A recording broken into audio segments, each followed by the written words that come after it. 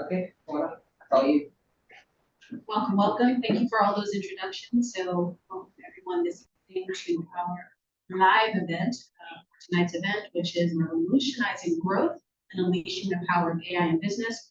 So I want to welcome everyone that's here, our live audience, as well as the live stream that's happening on Facebook, YouTube, as well as LinkedIn. So I just want to welcome everyone that's here.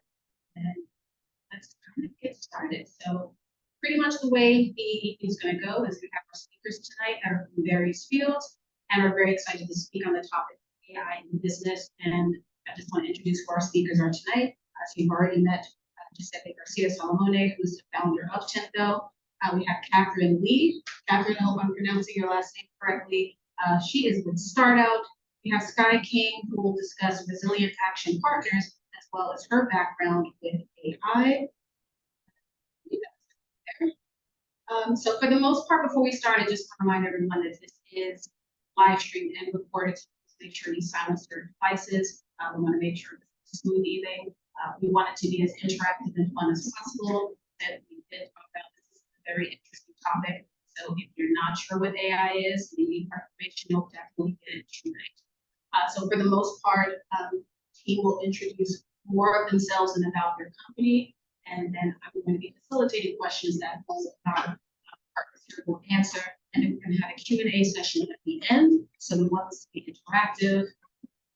Here's a quiz, as I mentioned, but we just want to make this as fun as possible and informative. So have a great time tonight.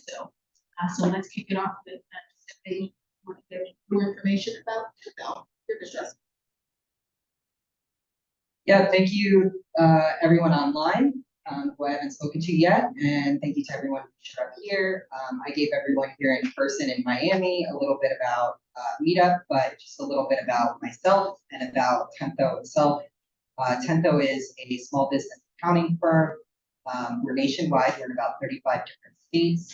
We have just over 30 employees. I started it 5 years ago as a side hustle, and it blew up into this huge thing that has taken on a life of its own. But we do everything from day-to-day bookkeeping, bill pay, AR, sales tax payroll, financial statement prep, to CFO services, FP&A, cash flow forecasting, to taxes. So anything that a small business would need, that's what we do.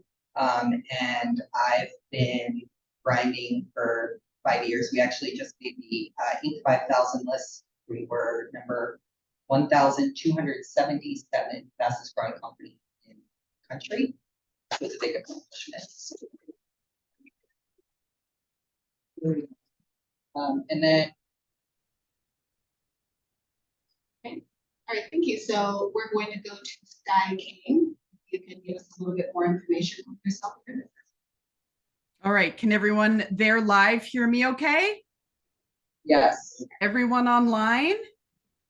All right, I'm seeing some thumbs up. For those of you who can't see me, I am a cis white woman with bright red hair wearing a black and blue top.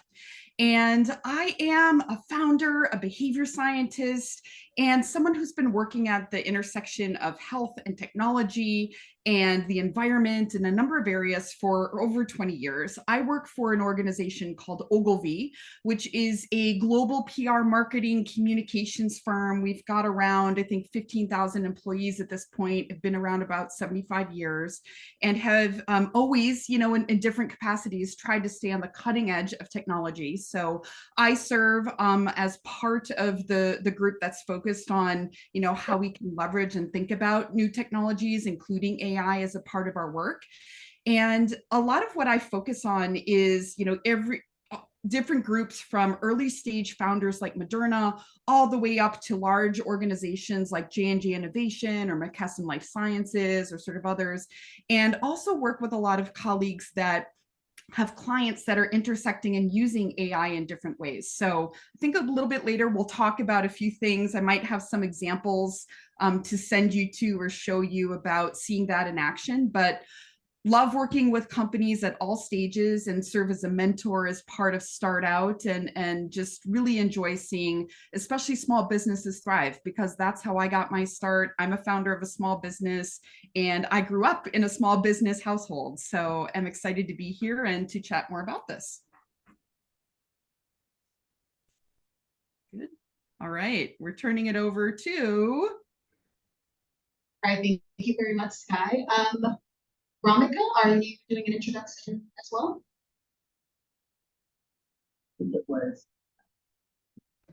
I think Romika is having some technical difficulties going in and out. Can y'all hear me okay? We can hear you You're fine. great, James. Okay. I'll go ahead and just do a quick intro to start out. We're not going to take very long on this, but as you can see on the presentation that's online, the title, just for the start out audience, is Revolutionizing Growth and Unleashing the Power of AI in Business. We have our valued sponsors and supporters for Start Out, the organization. And so wanted to go ahead and kick that off and just give you a flash on that. And then I will advance the presentation for you guys as needed as you're going through the various pieces of material on here.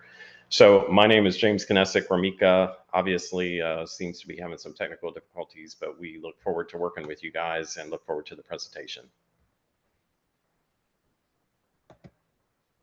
Great, thank you. And yeah, this is the first time for those of you who are here in person and for those of you online, this is the first time that Start Out and Tento are doing a joint event with our live audience here in Miami. And I'm on the programming board of the growth stage at Start Out, and James and Ramika are also on the board as well. So that is where this is all coming from. Excellent. Thank you so much, James. Is Catherine with us as well?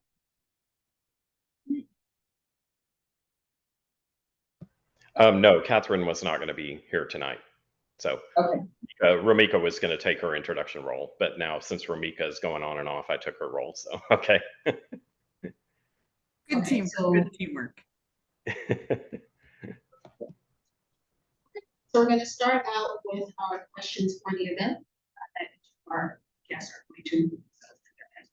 So the first question is going to be, how would you define AI, artificial intelligence, and what are some misconceptions people often have about its role in business? We're going to start off with just. All right, so there's a lot of misconception about what AI is, in my opinion, but to me, artificial intelligence is a series of algorithms and data analysis, forecasting, and a whole bunch of variations of that that can be used to assist humans, accomplishing tasks, being more efficient. There's a whole probably 20 different directions that I could go in defining AI. But to me, I think the main understanding that I have of AI is that it's not just, machines who are going to take over people and, some kind of matrix thing or, whatever, we're all going to be computers or computer owned. But more so that it's a tool that is going to be used in order to make things more efficient. It's going to allow for us to be more precise in our work, and I'll get more into that, but I would say very broadly that's my definition. So Sky, I'm going to let you give your probably way more thorough answer. Well, I think like you, we often sort of characterize artificial intelligence as one of those suitcase words that can mean different things to different people depending on where you stand. And what you're seeing on the screen is sort of a brief history of AI. And what I often think about is the way that Alan Turing sort of defined it. He said, if a person couldn't tell within 5 minutes if they were talking to a human or a computer, they were said to not have passed, or they passed the Turing test. So it's, we've evolved from that all the way up to, I'm doing a program through MIT right now focused on AI, and we're sort of segmenting it into 4 areas. We talk about, tools, we talk about, where we're giving them tasks to do and that sort of thing, I feel like AI feels the most familiar in that realm. We also talk about AI as assistants. So that's where they're doing more active problem solving, peers where we might be working hand in hand on different tasks and outcomes. And then the fourth one is maybe even as managers. So especially as we start to get into some of the supply chain or even things related to, weather AI and forecasting, we might be having machines in a place where they're actually, coordinating work and helping us to do things in different ways. But I have to tell you, my favorite way of thinking about it is how we're sort of characterizing it at Ogilvy, which is having AI stand for augmented imagination. So that's a little bit because calling something an intelligence just seems so big.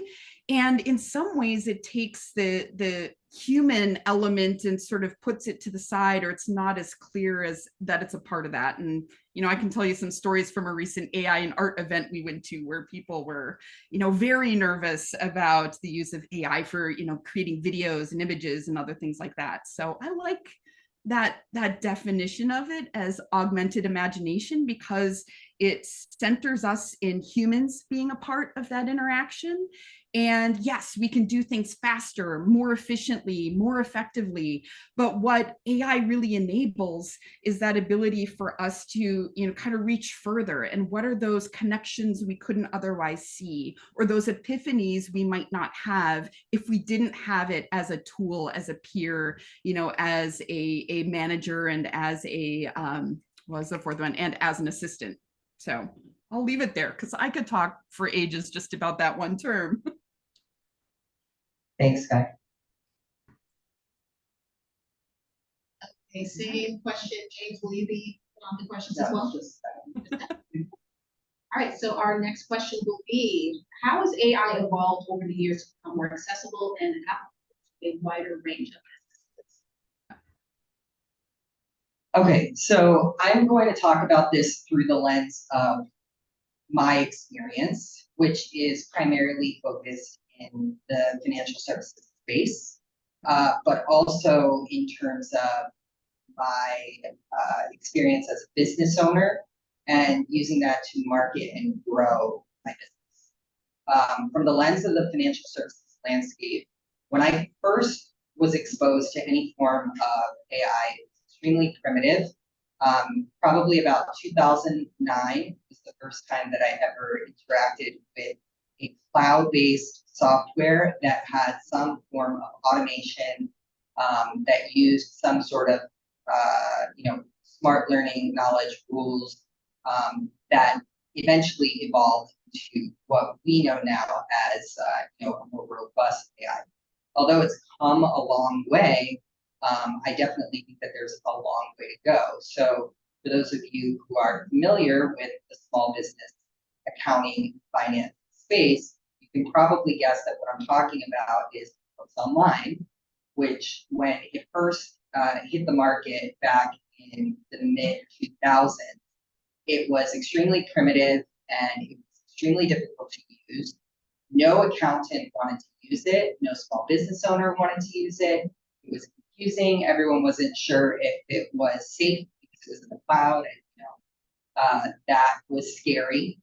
And I always found it really difficult to work with. Over time now, QBO has far surpassed what QuickBooks Desktop is able to do, and the reason is because of two primary reasons.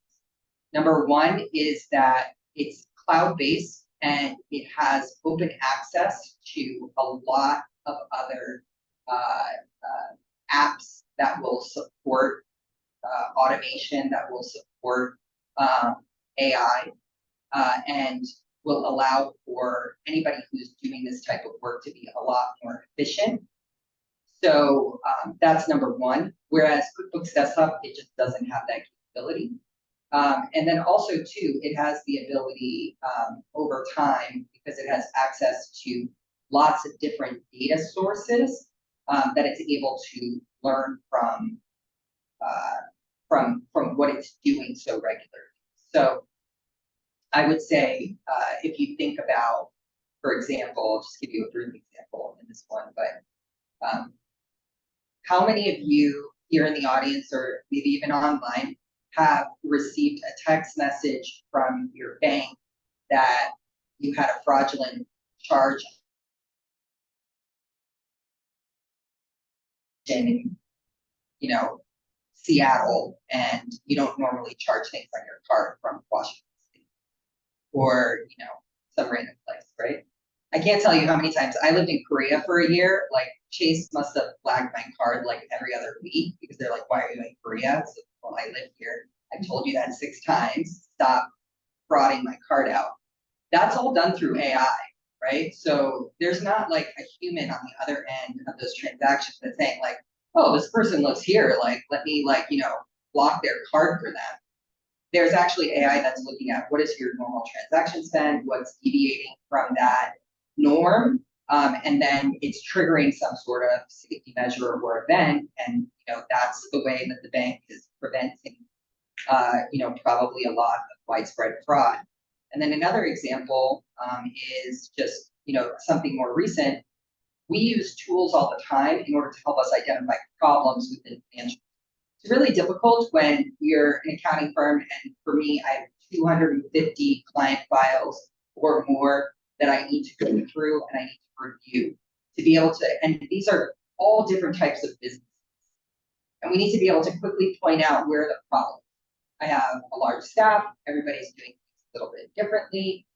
What exactly am I looking for? What are the common mistakes? And we have an app that sits on top of QBO that pulls all the data in, and it recognizes different patterns and it flags high-level risk items saying, you know, no revenue was recorded here for this month. You need to look at why that wasn't there. Or, you know, these transactions came in without a vendor name. Are we sure that they were coded correctly? You know, why is this one vendor coded in 4 different spots? And it might be legitimate, but it flags you and it lets you know that, hey, you probably want to look here. And it's not going to eliminate the need for me to look and to fix, but it's pointing to where the problems are. So it's a really useful tool for me to be able to get through those files much more quickly, because otherwise I would have to go through it with fine-tooth comb, and not everyone has the ability to recognize those problems quickly, right? And especially if they're not dealing with that on a daily basis. So it's just one of the tools that we've implemented. So from where it was, and I know that Sky's going to go back a lot further in time, for me in 2009 to now, just in my own space, it's come a really long way. So Sky, I'm going to hand it off to you now. Yeah, so we can figure out how far back we want to go. I mean, if you go to the very beginning, we often think a lot about, you know, the influence of science fiction in driving ideas. And I think with a lot of the healthcare clients I've worked with, you know, we would say every day when we were working with them, we felt like we were living in a Star Trek movie with the advances and the very, you know, the speed of things, you know, starting in the late 90s all the way up till now. And so, yes, you know, there have been sort of things along the way. You can kind of see the brief history of AI through 2000 on there. I actually want to start from sort of a little bit after that point, which is, you know, just an acknowledgement that AI used to be one of those things that really was reserved for the really large companies. It was viewed as complex, and it was, you know, kind of only available to those with deep pockets, right? So then when we got cloud computing, as you were talking about, you know, Amazon, you know, or sorry, IBM Watson, Amazon Web Services, and others, you know, they've been allowing small and medium-sized companies to actually use AI in their operations. I think you had some great examples there, you know, and that meant people didn't have to invest in the sort of expensive hardware, the software, sort of all of those bells and whistles. So we really saw kind of a leap forward, you know, at that point in time. You know, people could, you know, as you were saying, be managing inventory, you know, detecting fraud, sales, marketing, sort of all these different uses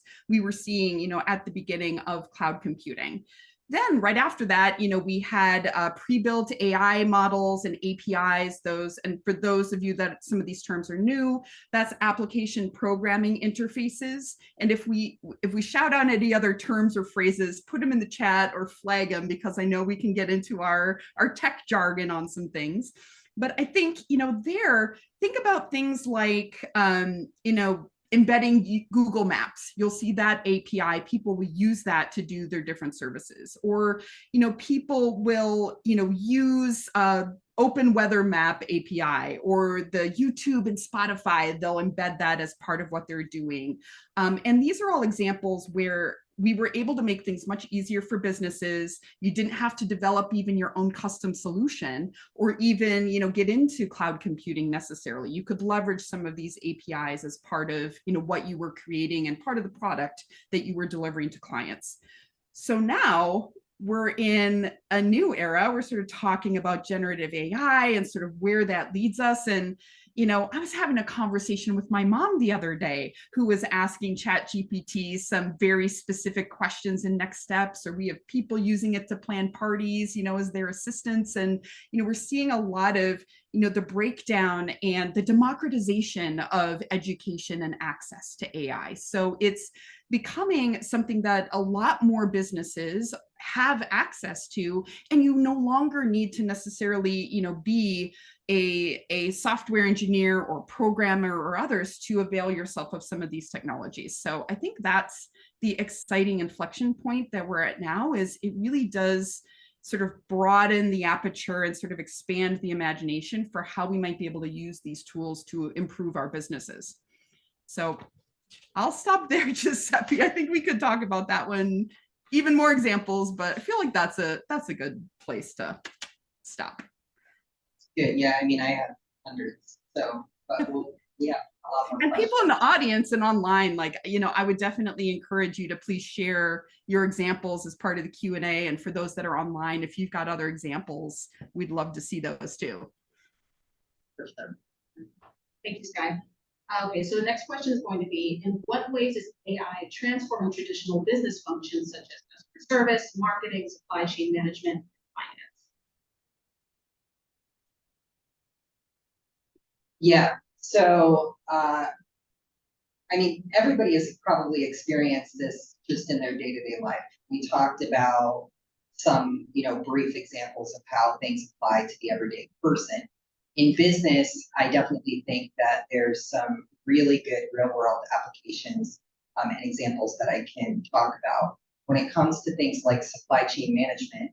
For those of you who maybe have either worked in a business or own a business that produces some product, and you rely on raw materials in order to, manufacture something or change it into something else, or maybe you're, packaging things into a kit and then shipping it out.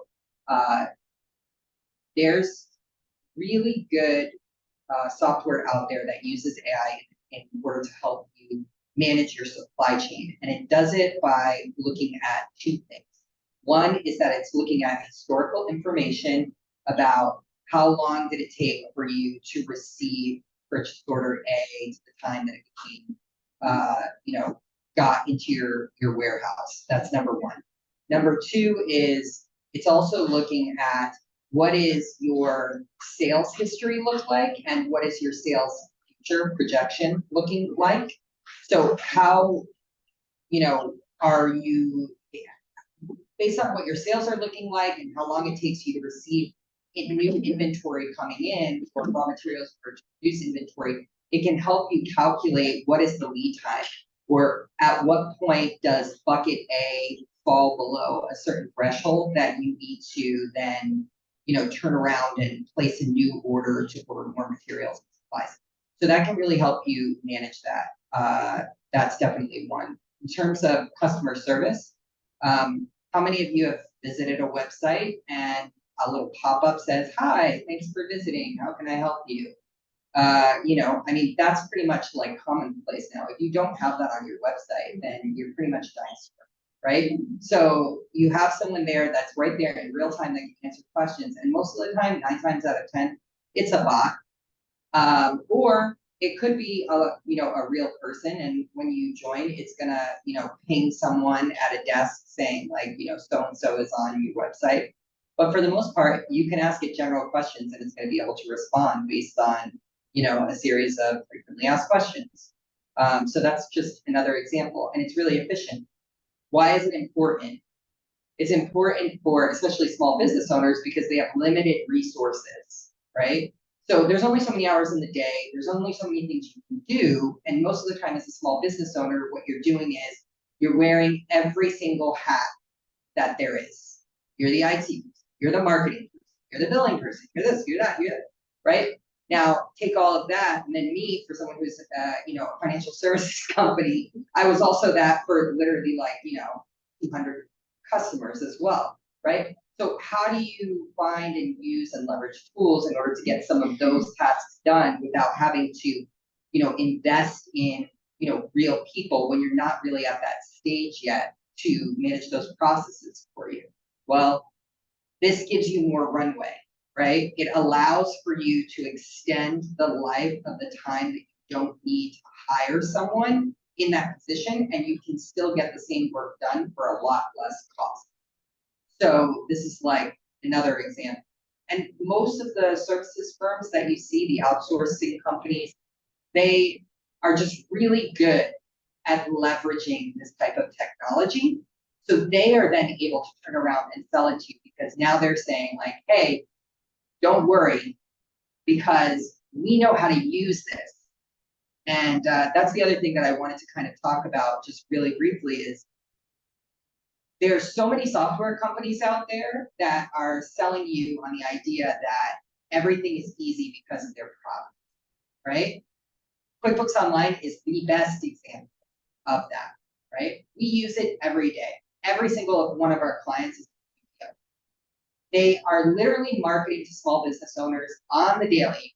Turn on the TV and I guarantee you there's going to be a commercial right there saying like, we're with small business and we're going to make it easy. If you don't understand accounting and you don't know what you're doing, then it's a useless tool because you're not going to be able to leverage it to the point where it's actually going to do anything for you. So yes, it's a very powerful tool. Yes, it has AI. Yes, it has automation. Yes, it has all of those things. But if the person who's driving doesn't know how to drive, then it's not going to take you anywhere, right? And I think that that's really become a real big problem with a lot of the SaaS companies out there marketing themselves as this, end all be all solution for every problem out there, when in reality, most of the times the programs themselves and the developers behind them don't understand the real world practical use for the technology. And now you've created an entirely different industry of professionals who now are going to help people leverage and utilize the software that's super powerful. Another great example of that, for those of you who are in sales or doing marketing, Salesforce. There's all kinds of conferences, there's special consultants that are just solely dedicated to the use of the software technology that's supposed to make marketing easy and sales easy. And it's actually probably one of the most complex softwares on the market. Super powerful, but if you don't know what you're doing, it's like throwing money down the toilet. So that's my 2 cents. And this came up recently, which is why I'm so hot on the topic. But anyway, I'll let it go to Sky. I love it. I love the passion. You're making me think, especially because I'm here in San Francisco. We talk a bit about who made the money during the gold rush. It was those who were selling, the pickaxes and all of the equipment and sort of everything to be able to actually go, do the, get the gold. And there is this concept of AI ops as well, right? Like all of these companies have an opportunity, to or do you in the room there have opportunities to really leverage, understand, sort of learn about things? And what's the limit of that, investment that you want to make? Because, there are so many things out there. It's easy to think about boiling the ocean, right? So we talked a bit about customer, service and AIs and automating different routines and things for you. Does something like that as a tool or as an assistant help your business and improve your business strategy? If it does, yeah, that might be something to take a look at. If you're looking at the supply chain AIs and things of that sort, is that something that will be useful and help you to optimize your inventory levels or help you to predict demand or do those things? depends on how many customers you have. It depends on the base. Do you need to go with a big, Amazon or IBM type of, operational AI, or are there smaller versions that you might consider? Looking at the financial AIs, automating repetitive tasks and detecting fraud and other things like that, is that something that would benefit your business? Are some of those financial, elements going to add value and going to make things, more efficient, more effective, and have greater impact for your customers? And the one that I specifically wanted to talk about was thinking around marketing AIs, and how do you, analyze just the wealth of data you have? How do you identify patterns? And as a behavior scientist, I'm really curious about how we can predict consumer behavior and how we can, create things that in a way and message them and put them in the places where people will see them and use them. So wanted to share one example with you. There's an initiative that Ogilvy did with Cadbury in India, and they were really sort of focused on the fact that so many small businesses there were really struggling after the pandemic to get back on their feet. So what Cadbury did is they took one of the most famous Bollywood stars, Shah Rukh Khan. Some of you may have heard of him or seen him on television, and they worked with him to basically allow an AI to take his voice and his image, and then local small brands were able to use that as part of their activation, their promotion, their advertising, and over 130,000 ads were created, with this hyper local thing. So the AI was really facilitating, the kind of social impact they were looking to have, and certainly elevated the Cadbury brand, but was facilitating, a real need that people had at the grassroots level in small stores and in different areas of India. So if you want to look it up, you can, it's what is it called? It's Shah Rukh Khan my ad, I think is what it's called. We can maybe put it in the chat for folks too, but it's an example of the power of these technologies to really enable things, but it does get back down to what is your business strategy. Don't just adopt one because it's the new fad and all of your competitors are doing it. Maybe that gives you a signal that it's something to look at or something to examine, but there are so many options out there. It really gets back to some of those foundational basics for business in general, right? So what are my goals? What am I trying to accomplish? Who are my target audiences? What are the tools I have? Who are the personnel I have? And then how am I going to use that to really enhance what your strategies are? So we could probably have a whole session, Giuseppe, just on that topic alone. So we'll turn it back to the next question. So just to kind of segue, just what's interesting is one of the things that were in the comments was mentioning how AI is something that we need to one. So I guess it seems like there's a duality between the idea that AI was supposed to be a replacement theory, taking away jobs, but here you speak about it, there's also an opportunity for growth as well. And just to echo what you said earlier, as well as a comment, it's just something that you need to kind of hop on and get on board with. So I guess one thing that we can probably talk about as well later is what are the opportunities that people have to really learn what AI is that can affect everyone positively and not just fear it. I'm so scared of it, by the way. Okay, so our next question. What are some ethical concerns related to AI in business, and how can companies ensure responsibility and transparent AI? Well, I think definitely probably Sky will be better able to answer this than I can. However, and I'll probably just start the conversation by saying that there's definitely innate bias in, algorithms, and there are definitely consequences to what AI is doing that is unforeseen. And, it requires a lot of monitoring. It requires a lot of assessment, because it's using, number one, it's using data and it's using private information most of the time in order to get to the ends. There's probably a risk for plagiarism in some of the things that it produces, pulling from data all over the internet. and it's kind of like a black box where you really don't know, no one really knows exactly what it's going to do, especially once it's kind of off running on its own. And so it really does need to be monitored and watched.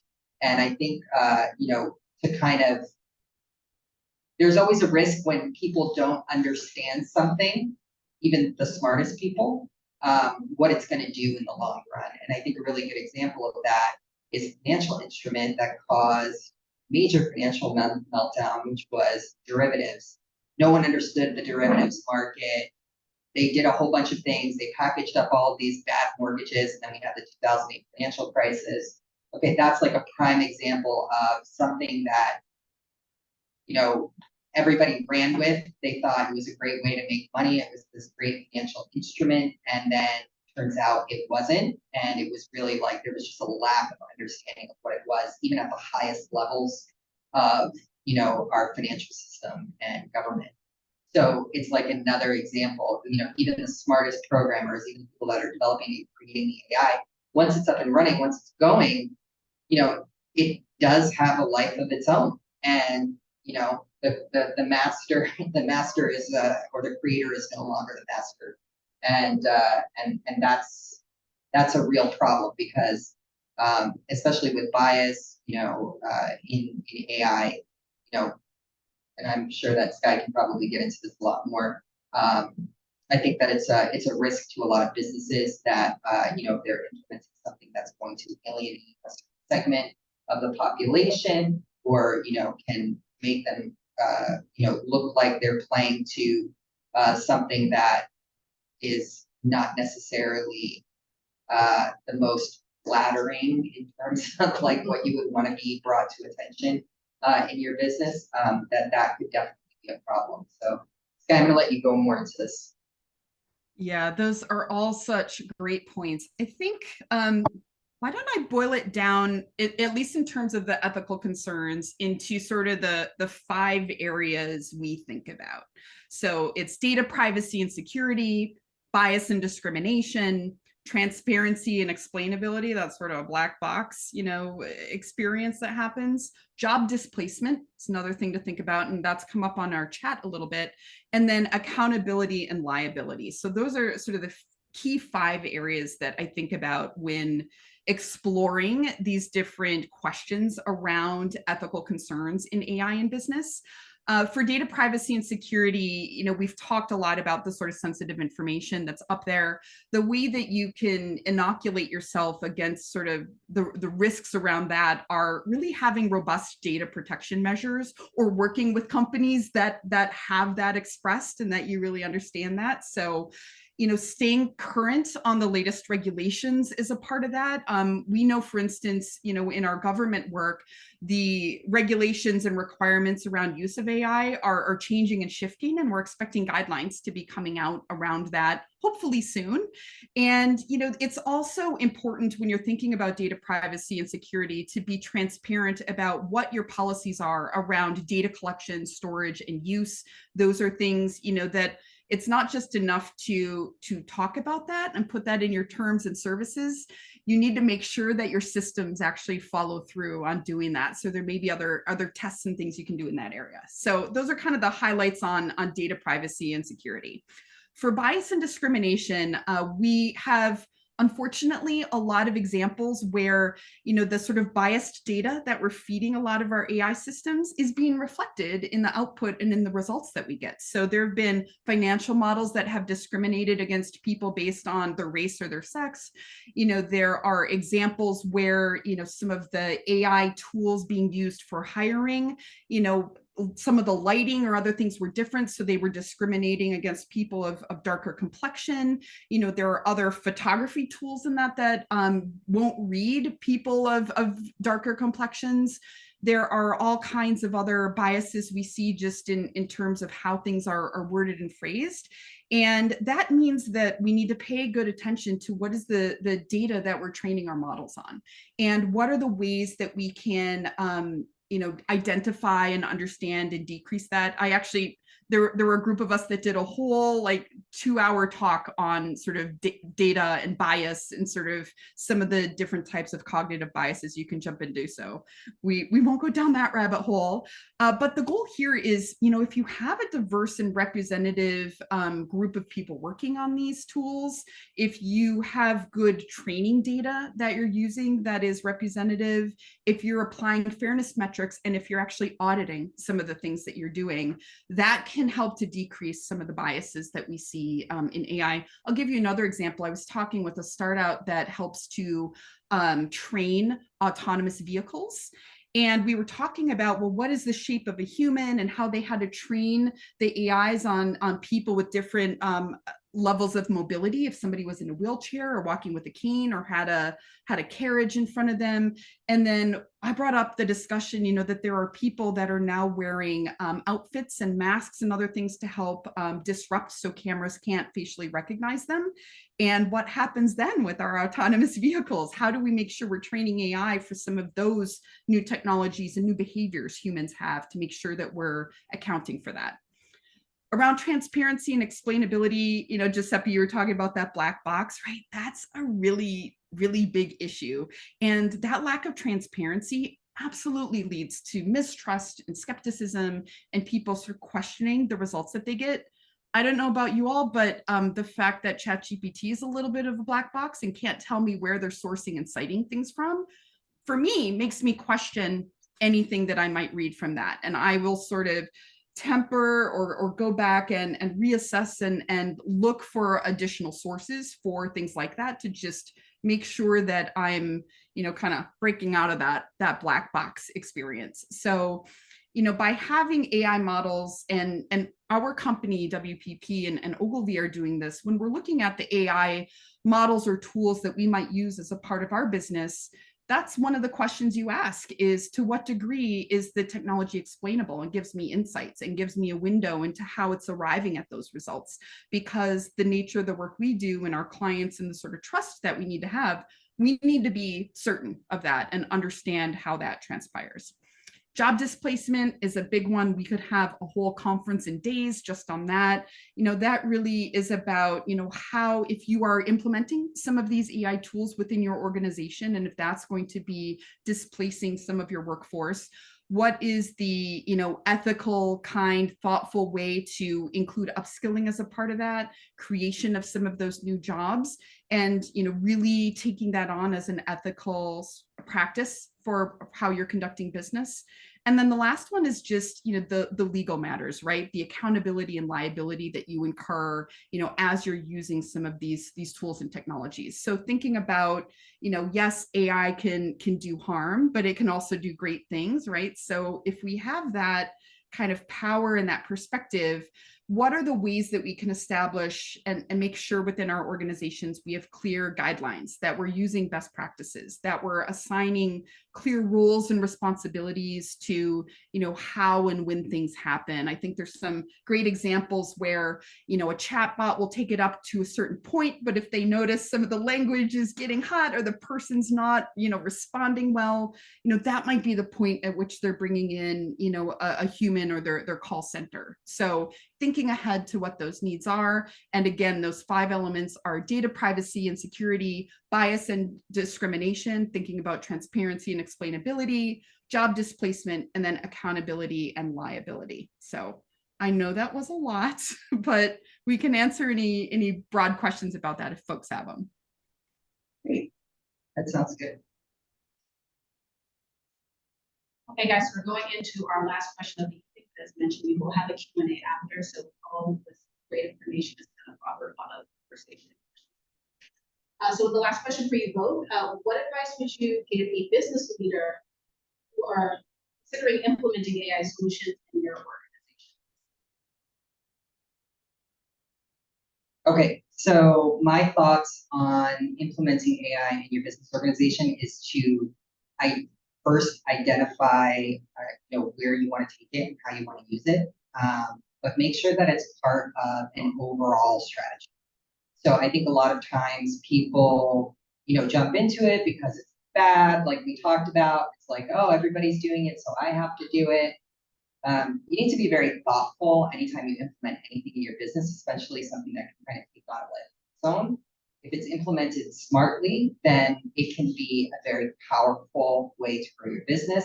If it's not, then guess what? It's going to have terrible results and it's going to be a complete waste of time. So I would say sit there and think about exactly how it is that you want to roll it out. Don't just pull the trigger and, whatever the particular aspect of your company that you want to roll this piece of technology into, don't just let it loose immediately, right? Phase it in, test things out, trial and error works best. That's usually the case in anything that you're doing in business, making sure that there's a process working, making sure that you're testing, and making sure that you're following through on whatever it is that you decided that you remember, you have one opportunity in order to make a first impression in business. And when you're rolling out a new piece of technology, so for example, I worked at a major healthcare center for years before I started this company. We implemented a patient portal where people could go online and they could access their health records, they could download things, and the IT department totally botched the rollout. Well, guess what? Nobody used it, right? Why? Because the first time that it was rolled out, it failed. Everyone had a miserable experience, and it was like, I'm never touching that again, right? So that's just like one example of how wrong and sideways things can go. So that's why it needs to be well thought out, tested, and be followed through on. And you need to make sure that your staff is properly trained, that you're properly trained, that you know what you're doing with it before you start, rolling it out to your customers who might lose faith in you if you roll out a piece of technology or AI that fails miserably, which is more than likely to happen because that's, the life of a business owner. Everything fails. Okay. Sky, do you have anything to add there?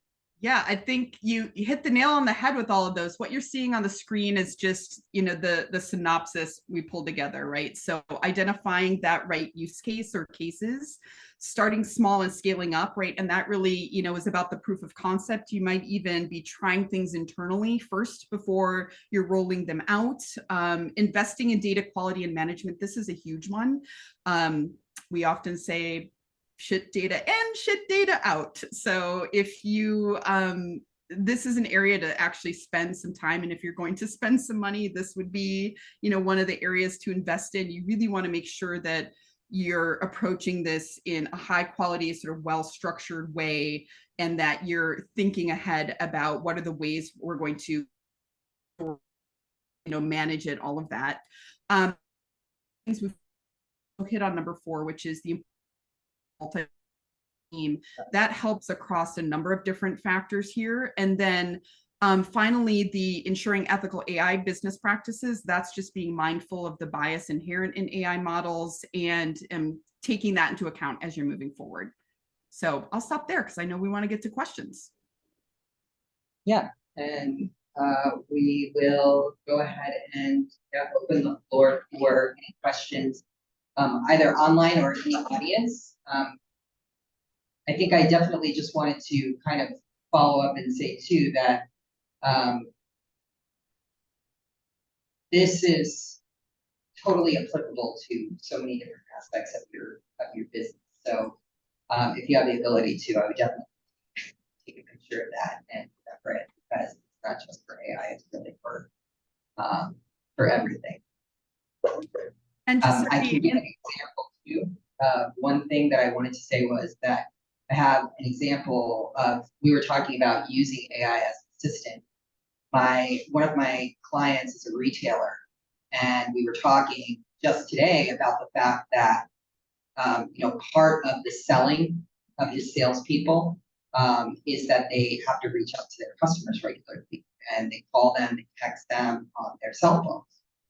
And one of the things that we have at Tempo is we have a CRM, which is linked to our cell phones, our RingCentral app. And every time someone makes a phone call, anytime someone texts us to our office phone number, it's recorded automatically in the CRM. So it keeps track of that. You can type notes on the phone call itself. so we know exactly when the phone call took place. And I asked him, I said, look, this is what we do. I was like, because you have all of these salespeople that are on the phone all day long, right? Or texting people, having conversations with customers, building relationships. What happens when they leave? It leaves with their personal cell phone. It's gone. The company doesn't own it. You don't even know that person existed. You don't know what they were ever told. So it's like another example of, literally a secretary that's right there that's just doing it behind the scenes without you even thinking about it. Yeah, we have a question here. Go ahead.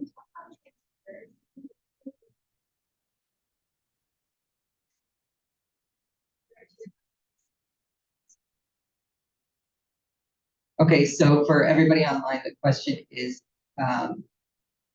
we're talking about transparency, and is it something that we should be advertising that we're using these type of tools to our customers?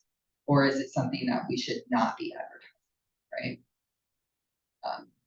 Well, I'll give my opinion about that. My opinion of that is that whether or not you're advertising it to them, chances are, especially right now, most of the time they're going to be able to recognize that it is AI.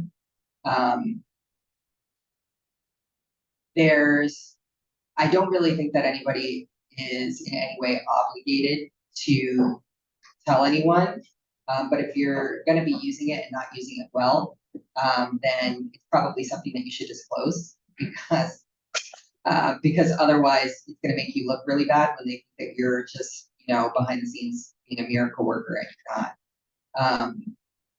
I think transparency in business is 100% important all of the time. That's my own personal opinion, but I know that doesn't apply to everyone. I can think of a non-AI related example of how things can backfire, but I think everybody kind of has probably spoken to someone on the phone at a call center, and their name is John, but they have a very strong accent and they're clearly not John Smith from Alabama, right? So that's an example of like, well, someone's trying to basically lie to your face. You know that they're not, in the States, or, you call this call center. I used to live in Australia. We used to call, and, people would have Australian accents, but knew that they were like, Philippines or wherever. And the company wasn't being transparent like that, but companies are very transparent in letting you know when you're calling someone or talking to someone in the States. They usually say like, hi, I'm so-and-so in Indianapolis, right? They like actually want to fully disclose that they're in the United States. That's a really great example of it. There was an accounting firm that it was a tech-enabled firm, just like Tempo. They were using third-party technology in order to do their work, but they also had their own proprietary software that was working behind the scenes. Were telling everyone that they had this AI that was doing all this accounting work, that was automated, whatever. Same size as us. Their valuation was $100 million. I mean, just ridiculous. We knew that they weren't making that much more money than us. They might have been like double our gross revenue. They flopped in a big way because it all came out that their automation didn't work and that the work was getting done by someone in the Philippines. And they hired like a bunch of people through this outsourcing company called TOA, the outsourced accountant, which is based in the Philippines. And those were the ones that were actually doing the work. And they had to give back their investor money, and it was very dramatic. And then, our competition pilot and us, like everybody started advertising to the client, saying like, oh yeah, they suck. Come and, work with us. But it's an example of how not being transparent can backfire, or even being worse and actually. Sky, did you have anything to add? Yeah, I was sharing this in a chat. In our industry, we actually pushed forward and are trying to promote an AI Accountability Act where ads and marketing and other resources are actually labeled if they are using AI as a part of trying to be transparent and ethical and sort of visible about their use, especially around AI influencers and in other areas where it will increasingly get more and more difficult for people to be able to tell the difference. And then I shared another example of where I was working with a financial planner at a large organization, and they asked if I wanted the AI powered approach or if I wanted the human powered approach. And I chose the AI powered approach. So I thought that was great, though, that they were being very transparent about their use of algorithms and models and things like that. Cool. Do we have any questions here or online? Any online questions? We have a question here. Go ahead. Before I get into the question, Sky mentioned this one thing. She said that sometimes because ChatGPT is kind of like a black box, something like that. And I agree with that. Sometimes I do. Sometimes second question what the answer ChatGPT gives me. Like it was one time I woke up, took a piss, right, and my genitals were just really burning. And I told ChatGPT my symptoms. They said, "Oh, don't worry, it's probably UTI, just whatever." So I didn't worry. That later I find out I have gonorrhea. So that I understand what you mean with ChatGPT because sometimes it can give you the wrong answer. So, but with my main question, basically on the collecting data part, because right now I'm starting a company, it's a startup. We burnt through maybe 50,000 so far. But it's my dad's money, so it doesn't really matter. But Probably matters to him. I mean, but no, every company burns money, right? Yeah, they do. So basically, this just to give you some background on the company, it started when my girlfriend broke up with me about 6 months ago. I was really lonely. I was I was sexting just ChatGPT a little bit, and ChatGPT was giving me answers like, we can't, this is inappropriate talk, we can't talk about this, whatever. So I took it upon myself to make my own AI chatbot where, for lonely men, they can go ahead and talk to them. And That's the company. that's the company, yes. And then soon we're going to link it with a sex doll so that the sex doll can ultimately speak as the AI chatbot. And $1 billion idea, I think. But with the collecting data part, right now we're collecting data. Like I travel a lot, stay in a lot of different hotel rooms. Right now we're collecting data. Before I leave, check out the room, I kind of stick a mic in there, and it's kind of it collects data, it collects conversation from couples, other relationships, like when they stay at that hotel room, and it collects data. You see the relationship dynamic. So I wanted to know from Scott, what's a better way to collect data? Because that's basically my question. What's a better way to collect data for my business? Because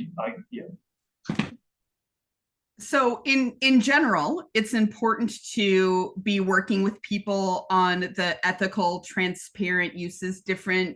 I'm sure you're aware, different states have different laws around what you can capture, when and how, and what sort of consent needs to be in place for those types of things. I couldn't hear everything of what you were saying, but the data collection is a whole science in and of itself to make sure that you're getting representative samples, that that there's reproducibility, that you're testing things there. And I would say finding an expert and sort of networking in the community to find some people who are experts in that sort of data collection methodologies would be what I would recommend. Because you might already be working with them. Steve wants to collect data, be part of this $1 billion idea. Yeah, and we can definitely talk more after. I think you got to be very careful with data collection, how you collect it, because there's a lot of laws around that. So well, and there's privacy and security. There's a whole lot wrapped into that. So I would want to make sure you also had legal representation. There are a lot of things involved in that question. What's the legal part of it? you can't collect data in most states and record conversations without other people's knowledge or getting them to sign a waiver saying that it's okay. So if you're collecting data from someone without their knowledge by reporting them with something that you've left behind in a hotel room, That's not a lot. that's more than likely. Yeah, it's you could go not. to jail for that. Go to jail for that. I have like 5 cameras set up in the toilets of like a Hilton. It's in South Africa. No, You probably don't want to be disclosing that to a room full of people. Yeah, So, that's I definitely. would go talk to your legal counsel about all of that. Yeah. Go ahead. So I have a question. ChatGPT and large language model type AI applications, right? They have like you cycle. They have input data, they have training, they have parameters, they have model type, all these different things. What does the training look like? So if you want to apply like ChatGPT like model to some kind of business problem, you have to give it. Say you have to give it your proprietary, your private data. If you want it to do something, what does the training aspect look like? The training aspect of ChatGPT. Yeah, no, if you want to train a model on your data, right. It's an ingredient in the Yeah, LLM. What does that look like when you talk about it? Go ahead. So in general, so there are people who are working to replicate and have their own instance of things like ChatGPT or other things like that, where you can control and curate what data comes in and use your own methods for making sure that it's meeting the criteria you have for being secure, safe, ethical, so at least the discussions we have is there are likely to be a lot more instances where a given large corporation or group has its own instance of ChatGPT that you put guardrails and sort of other things around, and you curate what data goes into it and what you're examining. And there's, a movement that we're seeing away from these very large data sets where you're doing the whole internet, every book ever written, sort of every dissertation that's ever been given, and they're narrowing the aperture to focus on the topics in the data that's important to their particular business, industry, strategy, that type of thing. So I think in the future, we're going to see more and more of those smaller data sets. And just a quick word on data, we are quickly running out of the data around, sort of the stuff that's available on the internet. A lot of it, I will say, is Western and English based. So I think there is an inroad into other languages and other places to pull in some of that data. But there are a lot of articles out, if you read on Forbes or MIT, Technology Review and others, that there is sort of this hunt for how we create data. And a lot of you might be creating that within your own organizations and maybe wanting to think about how you capture that and monetize it and have it be part of the business model that you're putting together. So I could wax philosophical on that more, but that at least gives you a little flavor. There's a lot involved in the data element. Okay. I thought I saw another hand. Yeah. Some other marketing or information AI has. Yeah, so there's lots of marketing ones out there, lots of them. I'm sure Sky has a lot. One of the ones that I've used myself personally is called Jasper. It helps develop content in writing, blogs or stories by inputting information about particular topic, and then it helps to formulate a blog that's more constructive. That's been really helpful. We use something called SEMrush as well, which kind of analyzes the visitors to our website, and then does a bunch of helps us in terms of like keywords and getting us up on rankings. Sky, what are some of the ones that you think of? Yeah, I'm a little reluctant to endorse one single one because it does depend on what your objectives are and sort of also what your budget is and what you want to spend. So what I would say is determine from a business standpoint what you're willing to spend each month or each year, sort of what that looks like. And I will promise you that there is a tool out there that could probably meet you where it is in that budget, or sort of to the degree that you want. And even I just did a quick, if you do just a quick Google search for marketing apps for small businesses, a bazillion of them pop up. I might pull that into ChatGPT and say, you know, can you give me a little bit about each of these companies? And then I would go to each website and sort of, you know, take a pared down approach. But what you use probably depends on the size of your business, the stage of your business, the types of audiences you're trying to reach, and a lot of other questions that would go into sort of what I would advise. And there are things that, like, you know, for example, like that I, you know, was talking about with Jasper, that it worked really well for me, you know, in helping me to develop that content. But there's lots of marketing out there that is actually more automation and not necessarily AI, you know, using any sort of AI. It's just automating, you know, processes like, you know, posting and things like that. Now, some of them might use AI in order to tell you, like, hey, you should post on this platform once a day at this time in order to hit whatever it is you're trying to hit. But really, you just need to know exactly what the objective is, like she was saying, and then you can evaluate the software from there. But those are just a couple of the examples. We use things like Hootsuite, which is like an auto post for, you know, social media. In the past, I've used something called Buffer. We've gone through a lot of different software over the years, especially in the marketing space. There's something called Hotjar, which, like, you know, watches what people are doing on your website and how they're navigating through it, so you can make it more efficient, so that you can, you know, see why they're not, you know, clicking through to the website and telling you, you know, you literally see like recordings of, you know, what people are doing on your website with like different hot zones on the page. It shows you like where people are liking versus not liking.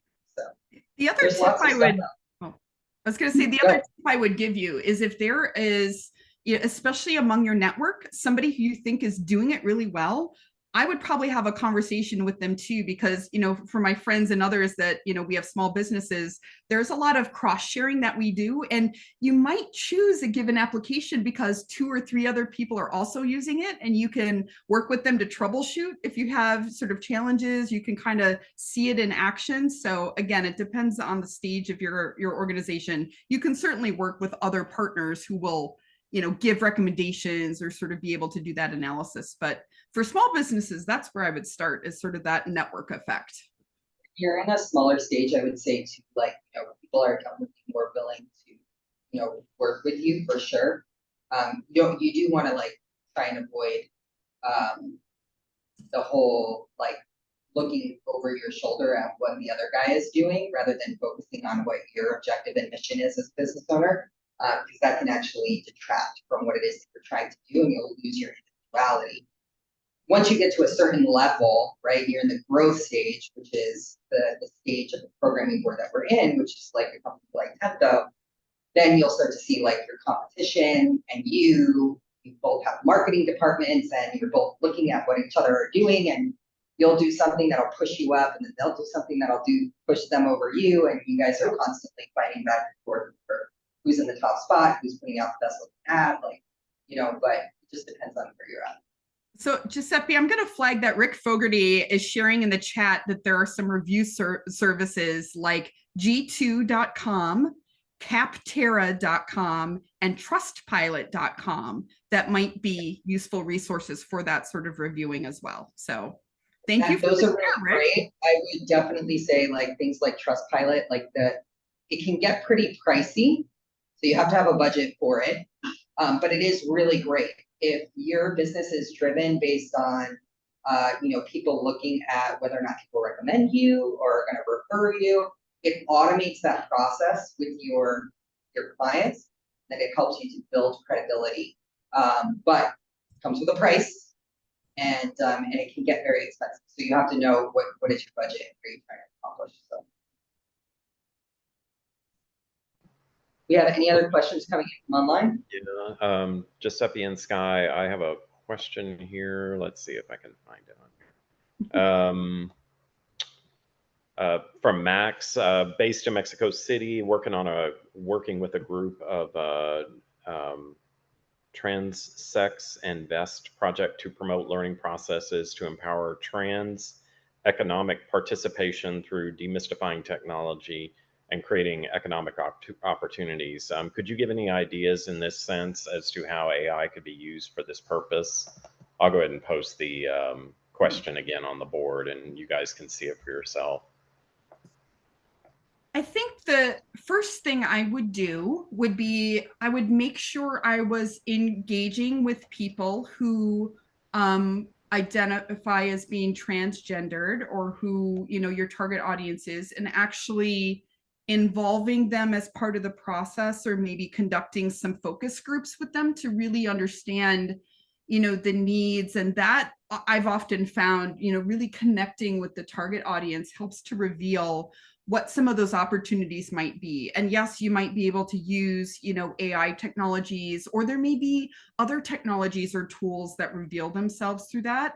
And, or if you've already done that sort of engagement, sort of analyzing and taking a look at that information and seeing, you know, if I think about AI, you know, in some of those 4 areas we talked about, right, as a tool, or as an assistant, or as a peer, or to manage some part of a process, you know, is there sort of a natural place, you know, where AI could help? Is it about, you know, connecting the community? Is it about, you know, providing them information in a real-time, you know, way? So I don't think we have enough about the business to give real specific answers, but that's what I would always hold true, is to go back to the humans and get the insights, and, you know, ask some of those questions. You might even be able to ask them, you know, ways that could lead your business in the right direction.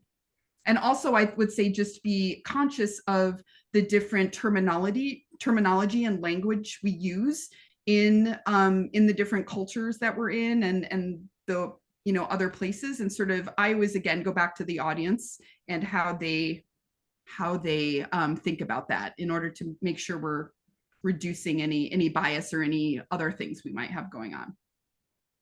Giuseppe, I don't know if you have any other thoughts. Oh, your mic is off on our end. Okay, so I was just saying that I think it's about time for us to wrap up. And so for those of you who are online, thank you for joining us. For those of you who are here, feel free to hang out and network and talk. We'll be here for at least the next 30 minutes, and love to continue the conversation. If you're in Miami and you'd like to come join, check out our meetup group and sign up for the next event. Other than that, I hope that you guys all got something out of this, and looking forward to hearing your thoughts. Thanks, Sky, for joining us. Thank you to Start Out for co-hosting, and we'll talk to you guys soon.